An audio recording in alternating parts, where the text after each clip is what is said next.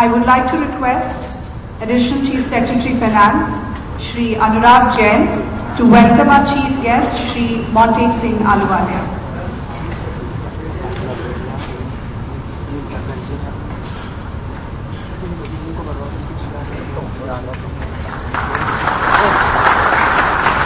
Now, I would like to request Principal Secretary Finance, Shri Manoj Govind, to welcome the Honorable Chief Minister, Shri Kamalan ji.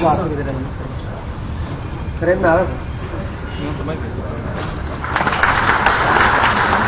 would like to invite Srimati Smita Bharadwaj, MD, MP Finance Corporation, to welcome the Honorable Finance Minister, Shri Tarun Thakur.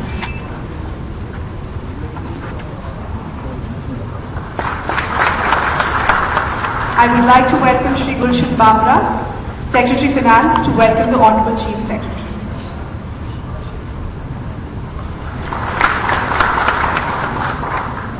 Ladies and gentlemen, we have gathered here today for a workshop on alternate project financing to discuss and explore the possibilities of new models of financing for public projects and schemes with experts and practitioners from India and abroad. I would like to invite the Honorable Chief Secretary, Shri S.R. Mohanty, to give us all an overview of today's program.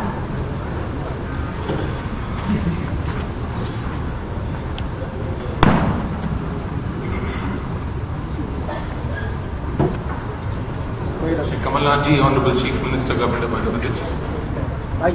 Shri Montek Singh Ahluwalia ji, Honorable former Deputy Chairman of the Planning Commission. Shri Tarun Thakur ji, Honorable Finance Minister.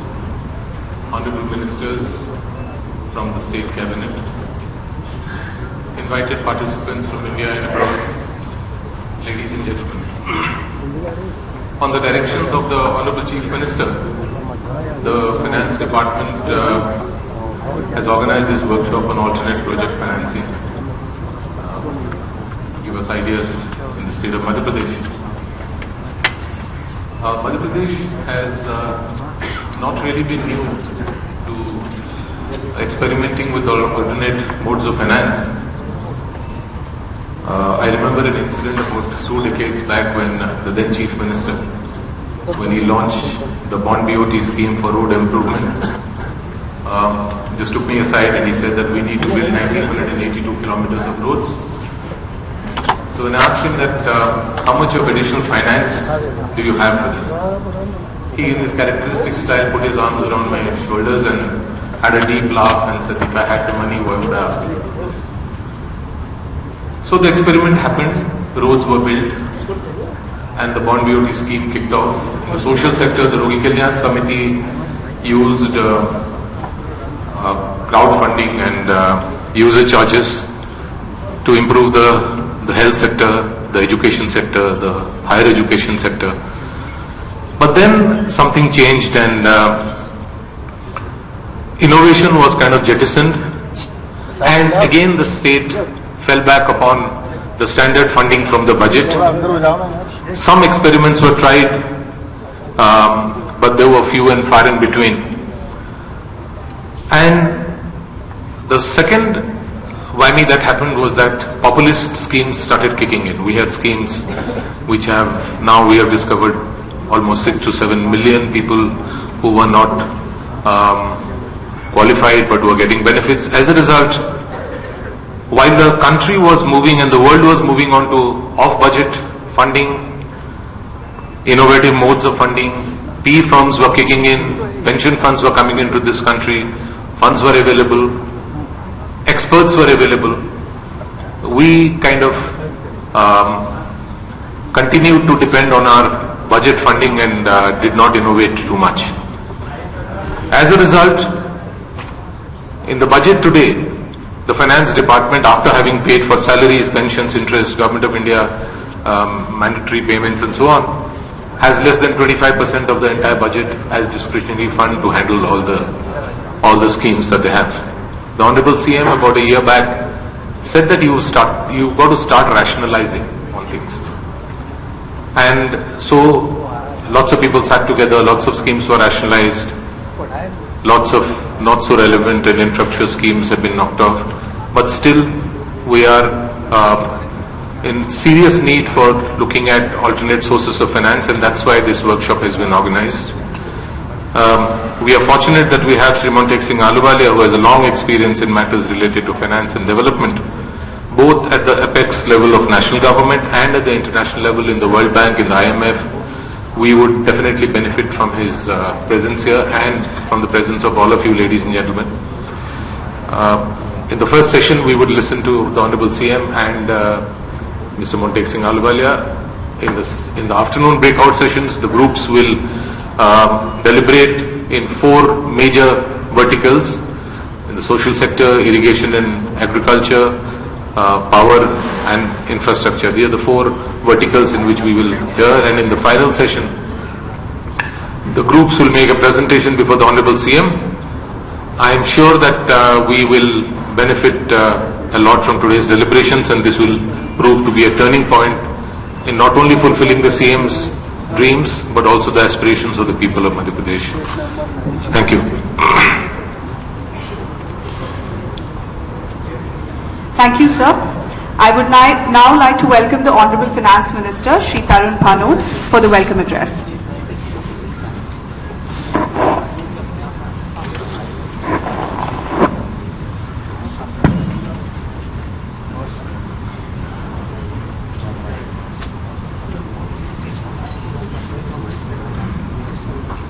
Shri Kamalan ji, Honorable Chief Minister, Government of Madhya Pradesh, Shri Montek Singh Ahluwalia ji, Honorable former Deputy Chairman of the Planning Commission, Shri Sudhir Ranjan Mohanty, Chief Secretary, guests from India and abroad, ladies and gentlemen.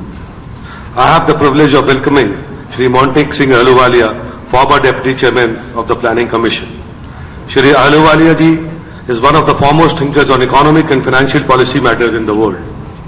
He has been a key figure in the Indian economic reforms process on a continuous basis from the mid-1980s. He has served as Special Secretary to Prime Ministers Rajiv Gandhi ji and VP Singh ji, as Secretary Commerce, as Secretary Economic Affairs and Finance Secretary, and as Member Planning Commission and Member of the Economic Advisory Council to the Prime Minister. We are also looking forward to reading the new book by Shri Ahluwalia ji, Backstage, the story behind India's high growth years. Maybe he will share with us the recipe for regaining high growth. I welcome Shri Kamalan ji, Honorable Chief Minister and the leader of the government in Madhya Pradesh. He has a very long and distinguished career in public affairs. He was elected for the first time for the Lok Sabha from Chhindwara Parliamentary Constituency of Madhya Pradesh in the year 1980. He was re-elected 9th time from Chhindwara in 2014. During this long inning at the Parliament, he handled various assignments including Ministries of Environment and Forest, Textiles, Commerce and Industry, Road Transport and Highways, and Urban Development. Since December 2018, he is the Chief Minister of our government. Under his dynamic leadership, we have taken a number of initiatives including Jai Kisan Vin Maafi, lowering electricity charges for domestic and agricultural consumers, and a large number of steps to facilitate industrial development, just to name a few. We have been successful in finding new sources of revenue and increasing revenues from traditional sources. For example, we recently reformulated the state sand policy. This is expected to increase revenues from around rupees 250 crores to rupees 1200 crores per year. We have also started thinking about alternate project financing. For example, a road can be built purely from government budgetary support or from a PPP model focused on toll collection, or a mixed PPP model with toll collection coupled with revenues from adjoining land facility development. These models need to be developed based on local conditions, and I am sure many more models will be discussed today. Wherever alternate finance is feasible, it should be employed. This would allow us to free up scarce state budgetary space, which can then be used for funding other priorities of the state government. I also welcome today colleagues in the Council of Ministers, Shri Jayawardhan Singh ji, Shri PC Sharma ji, Shri Prabhu Ram Chaudhary ji. I would like to welcome Shri Pallab Mohapatra, MD of Central Bank of India, our state's lead bank, and Shri S.S. Mallikarjuna Rao, MD of Punjab National Bank. I am happy to say that we have amongst us a large number of top-level leaders and representatives from the banking sector, investment banking, international financial institutions, industry, implementing agencies, and media organizations. They have come here from various parts of India and abroad and have devoted their valuable time for this workshop. PwC and SBI CAPS have assisted us in organizing this workshop. I welcome them all. और अंत में मंच पर बैठे सभी सम्मानित जनों का और मंच के सामने बैठे आप सभी प्रबुद्ध लोगों का मैं हृदय से धन्यवाद करता हूं आपकी गरिमामय उपस्थिति के लिए। जय हिंद, जय Madhya Pradesh.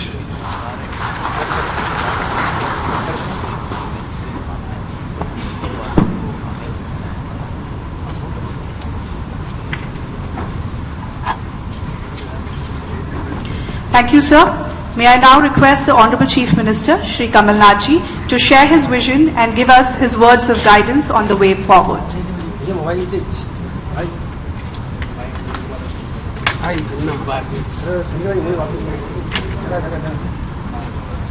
Mr.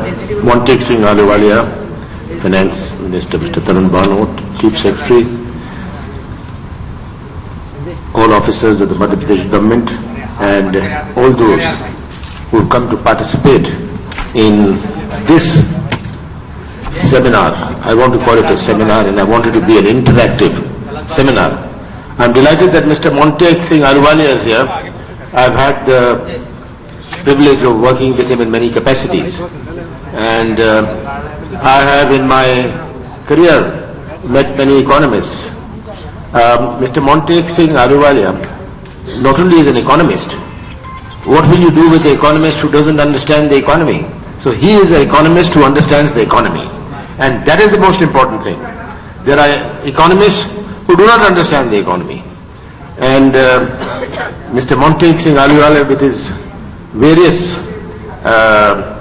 with his large experience in engaging with various sectors of the government, including in a role which changed the course of the country, the liberalization brought about in 1991 by Dr. Manmohan Singh, and thereafter the continued thrust towards transforming India by Dr. Manmohan Singh. I've been thinking of having such a workshop and seminar for some time. I'm conscious that I have no contribution to make. Let me confess that. I'm not here to make a contribution. I'm here to understand and look at the summaries which come towards the end of this seminar. We have been looking at the new challenges. The world has changed. The financial world has changed. India has changed. India's financial world has changed. We are today a country, the largest aspirational society on this planet. The youth of 20 years ago were a different kind of youth. Today's youth is a different kind of youth with different kind of aspirations. How do we address these aspirations? This will be a challenge for any government. And unless this challenge is addressed, the youth who are going to be the future of this country, are going to be the builders of this country, are not going to accept this. And many times, at all levels, whether it's a governmental, whether it's a bureaucratic, whether it's a banking, don't recognize the changed India. The changed India, we have to accept. We not only have to accept, we have to adopt ourselves to it and adapt ourselves to it. In a changing financial world, how the banks have changed. We are seeing the banks, instead of becoming financial institutions, are becoming, all over the world, are becoming IT powerhouses. Banks are dictating the development of IT, and banks will be big IT companies themselves also doing banking. That is what is going to happen in the future. So with these changes, How do we look at state finances? What are the new models of state finances? This is the challenge before us. New models of state finances, which are outside the limitation of the budget. It's been traditional. Budgetary resources fund everything. Budgetary resources fund everything, fund infrastructure, go about to fund public projects. This is been the conventional way. We have to get out of this. How do we go into unconventional methods of financing? How do we go into out-of-the-box thinking in this? And most important of all is, how do we generate economic activity? That's the biggest index, not employment. Employment is one of the ingredients of economic activity. How do we generate additional economic activity? That is what is there. When we build a road, we had the Pradhan Mantri Sadak Yojana. What was that? Just not building a road. It was injection of funds into the rural economy. We have to perceive it from this point of view, that we are transferring funds into the rural economy by this Pradhan Mantri Sadak Yojana. It did also build a road, but everything was local. The mitti, the gitti, the labor, all that was local, and that generated substantial economic activity. What are the various methods by which we can generate economic activity in the state? How do we create an atmosphere? How do we bring in more investment? Investment is an article of faith. You cannot demand investment. It's got to be attracted. Investment has to be attracted. How do you create? How do you use your strengths? Madhya Pradesh is the largest tribal state in this country, has the largest forest area. We are mineral rich, but are we able to get the maximum juice out of our minerals? These are the things confronting us. How do we attract industry? We are logistically, after the GST, Madhya Pradesh is logistically the best placed state in the country with 60% of the Indian market around it. How are we going to use these advantages? How will the government use its resources to be able to generate this?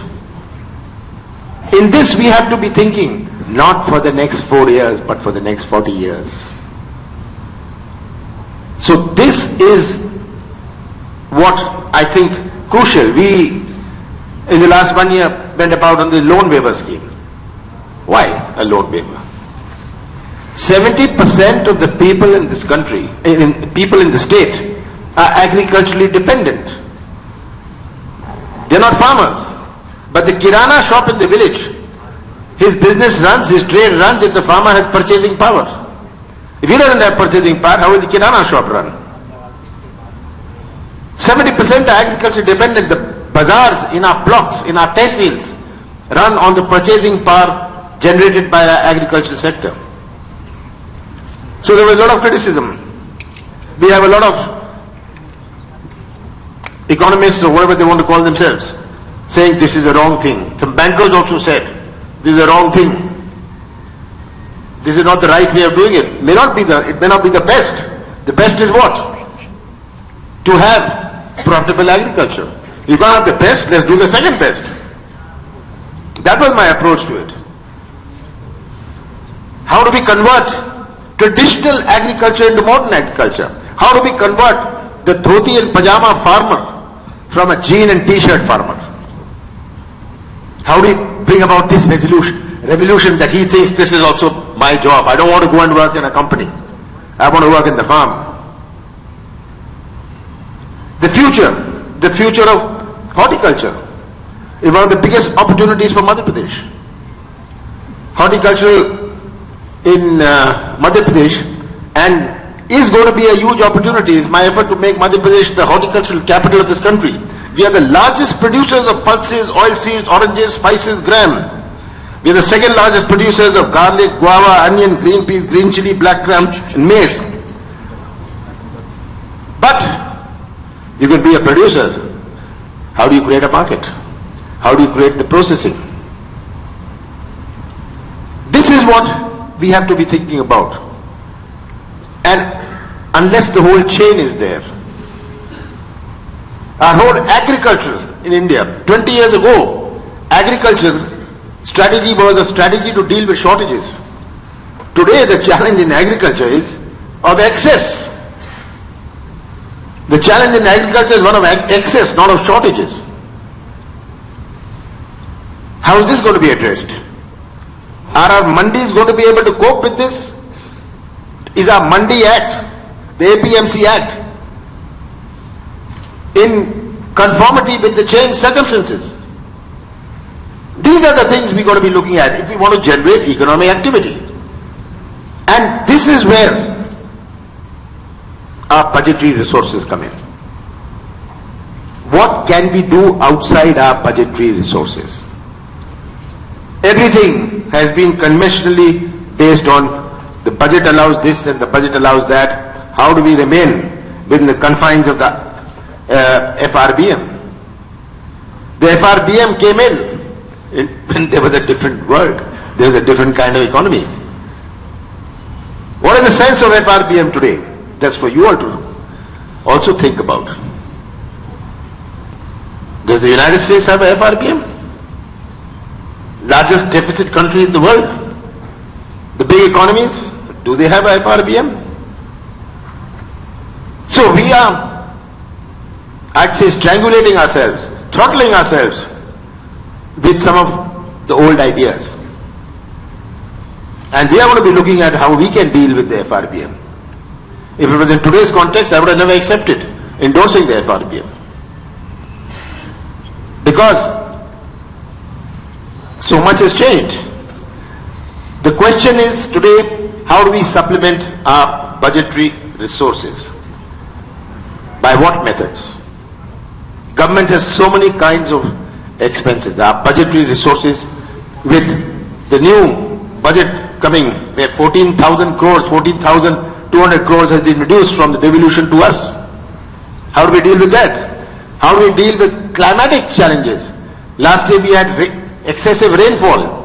8,000 crores is what we need to compensate the farmer. Where will that money come from? 14,000 crores is the reduction. 14,233 crores is as per the revised estimates in the budget this year. Where do these resources come from? So we have to think of new methods. How can the government come up with comfort letters to the banks? I've talked to some of the banks casually, saying that we have to make these payments for this, and what are the kind of paper you will discount, where the government will bear the interest. We've got to think of many new methods. What do we think of annuity? What do we think of hybrid annuity? Does it fly? And if it flies, in what kind of project it flies? What are the kind of concession agreements we need to make? We got so much of land in Madhya Pradesh. Why can't we give usage rights to people to do horticulture? We allot land for industry. Why don't we allot land for horticulture? So, it is in these areas we got to think, but to think in these areas, these all will require huge budgetary resources. If we talk of allocation of land, we'll need to give them electricity. We'll need to give them water. That will be a budgetary resource. So, I'm delighted that from all sectors, from the banking sector, from finance, from the private sector, all of you are here. This is to throw up ideas. Not only throw up ideas, I would urge you all also to direct your own thinking into what is the changed India, what is the changed financial world of India. What do we need to do in our state so that we are able to build a Madhya Pradesh? A couple of weeks ago we released a paper, our vision to delivery roadmap of 2025. It was released in this very hall by Dr. Manmohan Singh. What is our vision? These are the things. We are bringing in the right for clearances. To give clearances, we are bringing in legislation which is going to simplify procedures. In 7 days this will happen, in 6 days this will happen, otherwise it's a deemed approval. In this, many areas, governance is going to change. I used to always say when I was in the government of India that the biggest reform we have to do is the reform in governance.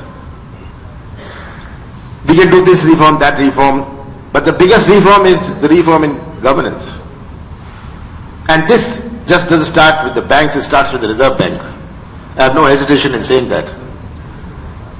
It's going to start from the top and trickle down.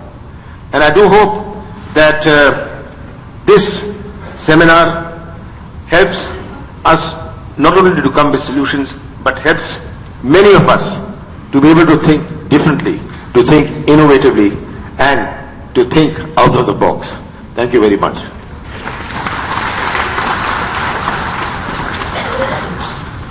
Thank you, sir. I'm sure your words will be at the heart of meaningful discussions today and pave the way for innovative ideas in governance and policy making. Ladies and gentlemen, we have with us today Shri Montek Singh Ahluwalia, visiting professor, Stern School of Management, New York, and former deputy chairman of the Planning Commission of India. Shri Ahluwalia is one of the foremost thinkers on economic and financial policy in the world and has served for many years in the Government of India and international organizations like the IMF and the World Bank. In recognition of his service to the country, he has been conferred the Padma Vibhushan in the year 2011. I invite him to address the gathering with his words of wisdom.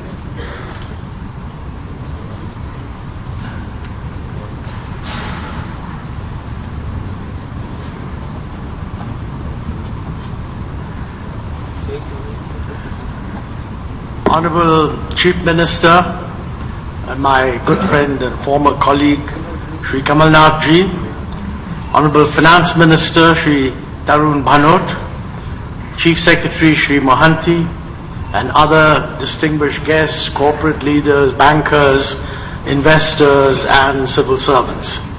Let me first begin by saying what a pleasure it is to be back in Bhopal. I think I last visited in 2013, and it's really nice to see that quite how beautiful a city it is, with a wonderful lake, and quite frankly, the most impressive thing is the unpolluted air.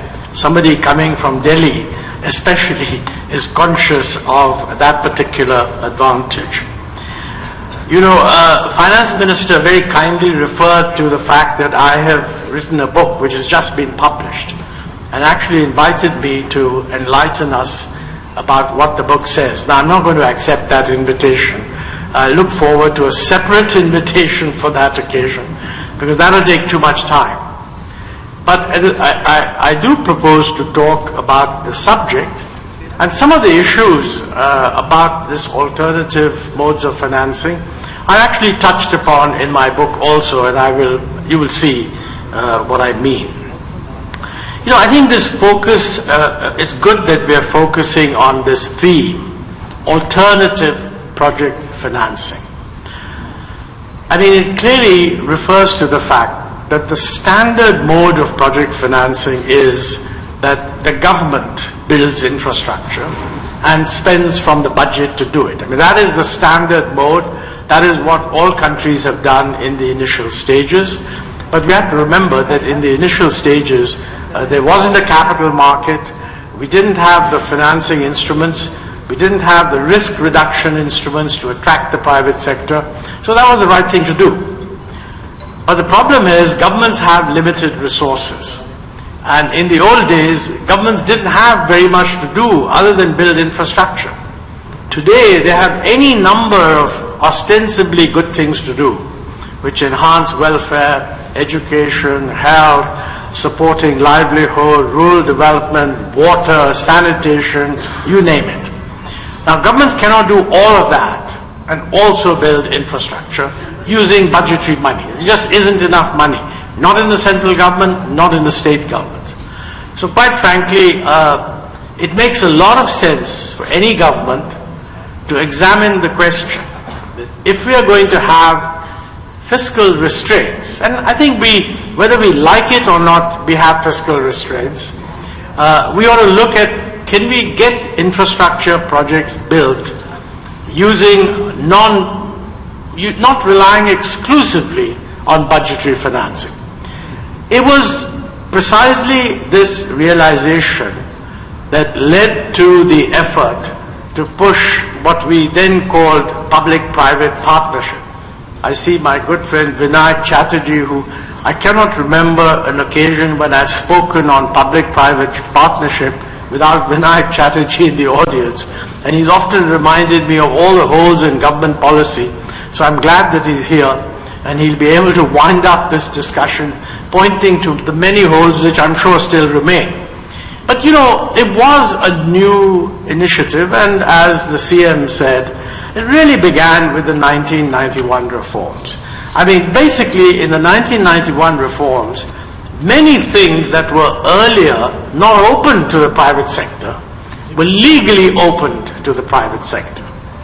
But of course, you know, we then realized that just because you open something to the private sector, in a world like infrastructure, where there are innumerable risks, regulatory constraints, you cannot just go and charge whatever price you like, you're not going to get private investment unless the government facilitates and encourages private investment. I mean, that's not the case, for example, in hotels.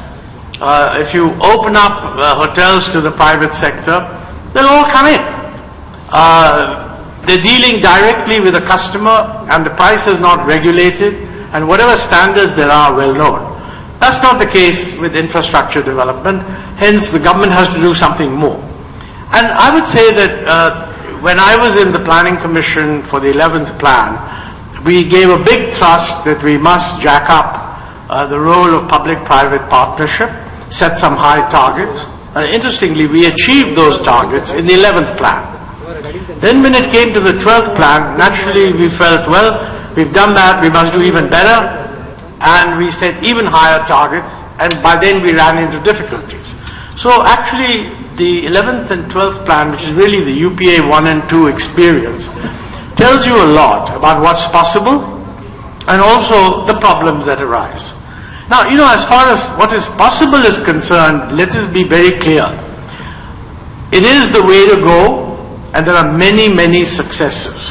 I mean, the airports that we've built in Delhi and Mumbai, and of course one or two others, and hopefully in future even more, are examples of private sector activity in infrastructure actually doing the job. And let me tell you that when 1991 happened, many people did not believe that that kind of investment from the private sector in infrastructure would come. I mean, today it's clearly possible. But we've also learnt a lot, and that's really what I want to touch upon.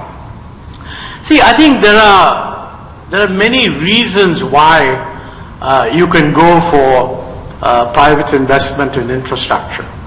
The conventional reason is the government just doesn't have the money, and that is actually what drove us. Although I think we should remember that even if the government had the money, there's a case for doing public-private partnership if you believe that the private sector will be more cost-effective in managing a project. So even if you have the money, you may get a better deal by working it through the private sector. But I'm not raising that point because I suspect that in our case, if governments had a lot of money, they would not actually go for private-public partners. They would just go and do it themselves. Fortunately, in a way, they don't have that money, so what can they do? I think, you know, there's a lot of work being done around the world on how can you bring investment into an area that is different from the market for cars or the market for lemons or the market for clothes and so on. And I think one of the biggest issues really, is that these are not areas where price is free. Invariably, the price that you can charge is actually regulated, and therefore the private sector has to have a pretty good idea of what it is going to be allowed to charge. These investments spread over a period of 25, 30 years or something like that And if the degree of price regulation is not known, nobody will come forward and invest. So what kind of charge can be expected to be levied on the consumer is important. Now the second point is that even when a charge is levied on the consumer, the fact is for a lot of infrastructure, not all, but for a lot of infrastructure, that charge cannot actually cover the cost. Nevertheless, the investment is worthwhile. And the reason for that is quite simply that the benefits of investing in infrastructure do not accrue only to the users of the infrastructure. I mean, when you build a road from A to B, it's not, you can't charge the entire cost on the fellows who use the road, because building that road opens up an entire new economy, creates many beneficiaries, some of whom may not directly even be aware that they're being benefited. So somewhere or the other, that cost has to be covered by the government. So the first point I think to note is that there are some infrastructure projects, like for example airports, seaports, etc., where by virtue of providing the relevant location, you can get the private sector to invest as long as you have a reasonably predictable degree of regulation on the charge, and investment will come. But when it comes to roads and so on, that's the user charge is not going to cover costs plus returns, and therefore the government has to put in some money. Now, even though the government has to put in some money, the critical point is that what the government has to put in is less than what it would have to put in if it built the entire infrastructure itself. And that was the logic, that was why we pushed for PPP, and we created a whole system to push it, and then it ran into various problems. We began to see how we could identify them. I don't think those problems have been resolved even today, but no doubt efforts are being made to handle them. So I think if you're going to do alternative measures of financing, one should have a good idea of what those problems are and some idea of how to handle them. Now, I think, for example, one of the issues that comes up, I mentioned already the uncertainty that might be associated with the charge that can be made by the investor. Linked to that is political risk. We've had many cases. Most recently, the government in Andhra Pradesh has basically completely cancelled a set of decisions taken by the previous government, including in building a huge new capital city. Now, whatever the merits of that, plus or minus, from the investor's point of view, I don't know how advanced they had got to actually committing money, but from the investor's point of view, one of the signals it sends is that, look, if you get into a public-private partnership investment, the chance that the decision will be revoked by a subsequent government is not zero. In a way, this decision imposes costs not just on Andhra Pradesh, but actually on all other states, and I mentioned this in my book. We should nationally think of ways where such risks can be mitigated. But maybe a state government can find its own ways of mitigating such risk. And critically, one of the things is that the procedures that are followed in choosing a public-private partnership project should be at a very high level of transparency, so that nobody can just loosely go and say, oh, there was something wrong. I mean, we are running a system in which the best way of attracting any attention is to allege corruption anywhere. I mean, if somebody were to get up and say, this decision is technically wrong, and it would lead to a complete waste of resources because it's technically flawed, I don't think you'd get mentioned even on page 14 of the newspaper. But if you can say that there was corruption involved, headline news. So I mean, investors are not fools, they know that. So I think state governments need to consider, if you want to have alternative modes of financing, what's the best way of mitigating political risk? You know, in other countries, many different ways have been tried. And I mean, I advocated some of this when I was a deputy chairman, but it was towards the end of our stay, because it takes time to learn things, and it didn't get done. It hasn't been done even now. But you know, one thing we should consider is, should we have a law on public-private partnership? You know, I found that when we were pushing for public-private partnership, many NGOs viewed this as an abdication of the responsibility of the state. They viewed it as some kind of a fiddle. They viewed it as converting what should be a sovereign state activity into a contractually governed relationship between the state and a private sector person.